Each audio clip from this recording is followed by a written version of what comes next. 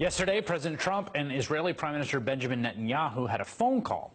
And according to the White House readout that they put out afterwards, apparently the two did not talk about what was probably the most important thing for them to talk about.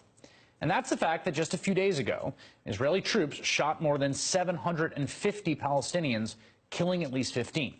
Yes, that is the correct number. More than 750 Palestinians shot, at least 15 dead.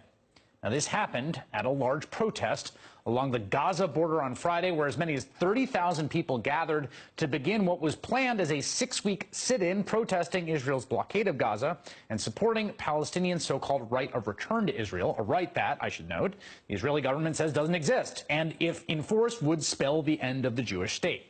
Now, defenders of the Israeli military's actions will point out the protest was endorsed by Hamas, which rules Gaza in a thuggish and anti-democratic manner, and which uses violence and terror in its campaign against Israel.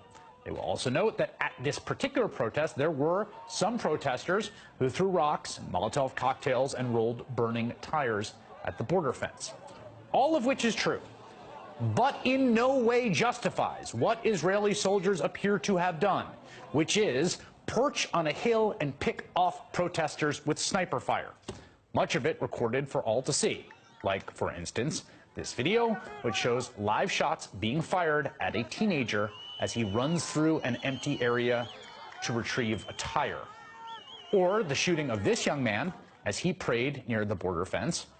As far as we can tell from the video evidence, IDF troops in sniper positions rained down bullets on unarmed people again and again and again.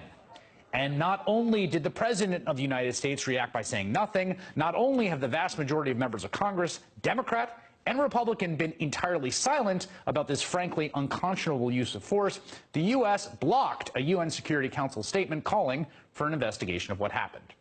Now, from day one, the Trump administration has sent the message to the U.S.'s Middle East allies, particularly Israel and the Saudis, that they can do whatever they want.